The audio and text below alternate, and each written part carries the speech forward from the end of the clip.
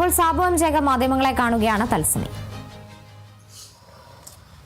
2020 മത്സരിക്കുമ്പോൾ ഞങ്ങൾക്ക് പ്രതിപക്ഷം പോലുമില്ലാതെ 14 സീറ്റുകളിൽ 14 സീറ്റ് നിന്ന പഞ്ചായത്താണ് ഐക്യനാട്.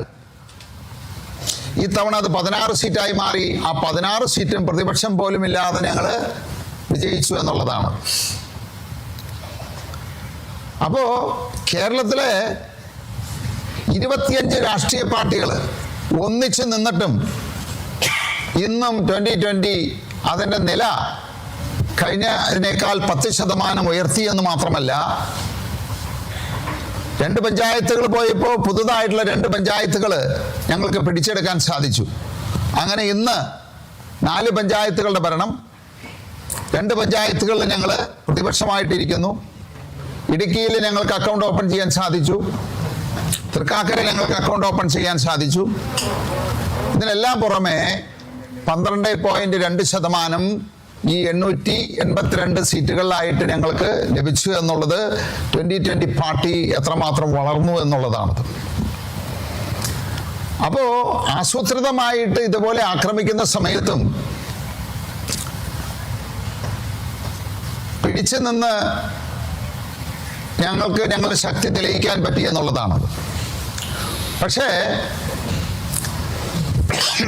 കേരളം ഭരിക്കുന്ന LDF-ഉം പ്രതിപക്ഷത്തിരിക്കുന്ന UDF-ൻ്റെയും അജണ്ട അവർ അപകടം, അതായത് 2020 ഇതേ രീതിയിൽ വളർന്നു പോയി കഴിഞ്ഞാൽ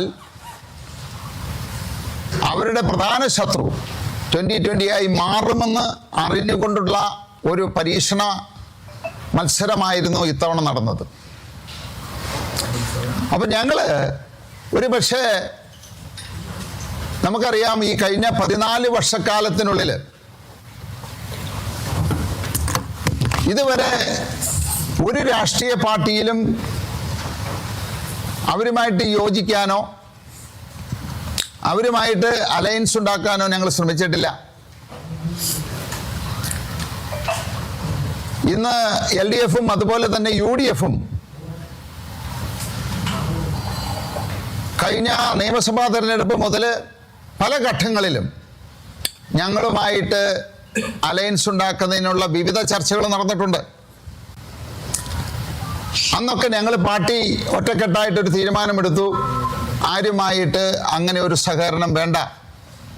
കാരണം UDF LDF എന്ന് പറയുമ്പോൾ ഈ കേരളത്തെ മാറി മാറി ഭരിച്ച് കട്ടുമുടിച്ച് ഈ കേരളം ഒരു അനാഥാലയമാക്കിയ 2 പാർട്ടികളാണ്. അപ്പോൾ അവരുമായിട്ട് ആശയപരമായിട്ട് യോജിക്കാൻ സാധിക്കില്ല എന്നൊരു സാഹചര്യത്തിലാണ് ഞങ്ങൾ അങ്ങനെ ഒരു അലയൻസ് വേണ്ട എന്ന് തീരുമാനമെടുത്തത്. പക്ഷേ ഇന്ന് ആ ദുഷ്ടശക്തികൾ എല്ലാവരും ഒന്നിച്ചു ചേർന്ന് ഞങ്ങളെ ഈ ഭൂമുഖത്ത് നിന്ന് തന്നെ എടുത്തു കളയാനായിട്ടുള്ളൊരു തീരുമാനമെടുത്തപ്പോൾ ഞങ്ങളൊരു പുനർചിന്തനം നടത്തി. ഞങ്ങളെ സംബന്ധിച്ച് 2012 2020 കിഴക്കമ്പലം അസോസിയേഷൻ എന്ന് പറയുന്ന ഒരു ചാരിറ്റബിൾ ഓർഗനൈസേഷൻ ഉണ്ടാക്കുമ്പോൾ ഒരിക്കലും ഒരു രാഷ്ട്രീയ പാർട്ടിയായി മാറണമെന്നോ ഏതെങ്കിലും തിരഞ്ഞെടുപ്പുകളിൽ മത്സരിക്കണമെന്നോ ഒരു ചിന്തയേ ഉണ്ടായിരുന്നില്ല. ഇവിടെ LDF-ഉം UDF-ഉം ഭരിച്ച് ഈ കേരളത്തെ നശിപ്പിച്ച് ഇവിടുത്തെ ജനങ്ങൾ അവശത അനുഭവിക്കുന്നത് കണ്ടുകൊണ്ട് അതിനൊരു മാറ്റം വരണം എന്ന് മാത്രമേ ഞങ്ങൾ ആഗ്രഹിച്ചുള്ളൂ. അതിനുവേണ്ടി ഒട്ടനവധി ക്ഷേമ പ്രവർത്തനങ്ങൾ ഞങ്ങൾ നടത്താൻ തുടങ്ങിയപ്പോൾ അതിനെല്ലാം തുരങ്കം വെച്ച് അതിനെ മുന്നോട്ട് പോകാൻ പറ്റാത്ത രീതിയിൽ അവർ നിലപാടുകൾ എടുത്തപ്പോഴാണ് ഞങ്ങൾ അധികാരത്തിൽ കൂടി മാത്രമാണ് ഇവിടെ വികസനം നടത്താൻ പറ്റൂ, ഇവിടെ ഒരു മാറ്റം നടത്താൻ പറ്റൂ എന്നുള്ള അറിവ് ആണ് ഞങ്ങളെ 2015 തിരഞ്ഞെടുപ്പിലേക്കും അതിനുശേഷം രാഷ്ട്രീയ പാർട്ടിയായി രജിസ്റ്റർ ചെയ്യാനുമായിട്ടുള്ള തീരുമാനത്തിലേക്കും മാറ്റിയത്. അപ്പോൾ ഓരോ സാഹചര്യങ്ങൾക്കനുസരിച്ച് പരിണാമം വരണം. നമുക്ക് 14 വർഷം മുമ്പ് ഈ പ്രസ്ഥാനം തുടങ്ങുന്ന സമയത്തുള്ള സാഹചര്യങ്ങളല്ല എന്നുള്ളത്. പലരും ചോദിക്കുന്നുണ്ട്, ഇതുവരെ ഒരു രാഷ്ട്രീയ പാർട്ടിയുമായിട്ട് സഖ്യമുണ്ടാക്കില്ല എന്ന് പറഞ്ഞവര് എന്തുകൊണ്ട് സഖ്യമുണ്ടാക്കി? ഞാൻ പറഞ്ഞു, 2012 ഒരിക്കലും രാഷ്ട്രീയത്തിൽ വരണണ്ട എന്ന് തീരുമാനിച്ചിരുന്ന പ്രസ്ഥാനം 2015 മത്സരിക്കേണ്ടതായിട്ടുള്ള സാഹചര്യം വന്നു. 2016 രാഷ്ട്രീയ പാർട്ടിയായിട്ട് രജിസ്റ്റർ ചെയ്യേണ്ടതായുള്ള സാഹചര്യം വന്നു.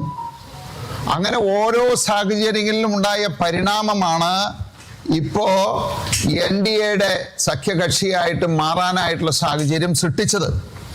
അതിൻ്റെ ഒരു കാരണം ഞാൻ വ്യക്തമാക്കി കഴിഞ്ഞു. ഇവിടുത്തെ ഇടതും വലതും ചേർന്ന് SDPIയും PDPയും വെൽഫെയർ പാർട്ടിയും ചേർന്ന് 25 പാർട്ടികളെ ഞങ്ങളെ ഈ ഭൂമുഖത്ത് നിന്ന് തുടച്ചു നീക്കണമെന്നൊരു തീരുമാനമെടുത്തപ്പോൾ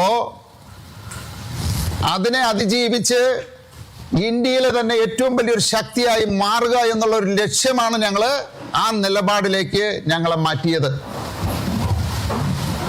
അപ്പോൾ ഒരുപക്ഷെ അന്ന് തുടങ്ങിയ അതിൽ നിന്നുള്ള സാഹചര്യങ്ങൾ മാറി ആ ഒരു പരിണാമം ഇന്നത്തെ ആധുനിക സമൂഹത്തിന്, യുവതലമുറയ്ക്ക്, ഇന്നത്തെ ടെക്നോളജിക്ക് അനുസരിച്ചുള്ള ഒരു മാറ്റം, ഒരു തീരുമാനമാണ് ഇക്കാര്യത്തിൽ ഞങ്ങൾ എടുത്തത്. ഇതില് പലരും ചോദിക്കുന്ന ഒരു ചോദ്യമുണ്ട്, ഈ കാര്യം ഏകപക്ഷീയമായിട്ട് ഒരു വ്യക്തി അല്ലെങ്കിൽ പാർട്ടിയുടെ പ്രസിഡന്റ് എടുത്തതാണോ എന്ന്. കാരണം ഇത് കഴിഞ്ഞ ദിവസം ഇക്കാര്യത്തെ പറ്റി പുറലോകം അറിയുന്നത് തന്നെ ഇതിനു വേണ്ടിയിട്ടുള്ള പത്രസമ്മേളനം വിളിച്ച് ആ സമ്മേളനം നടക്കുന്നതിന് 15 മിനിറ്റ് മുമ്പാണ്. ഇത് 2020 പാർട്ടിയുടെ സംസ്ഥാന കമ്മിറ്റിയിലും ജില്ലാ കമ്മിറ്റിയിലുമെല്ലാം ചർച്ച ചെയ്ത് വളരെ മുമ്പ് തന്നെ തീരുമാനമെടുത്തുള്ളൊരു കാര്യമാണ്.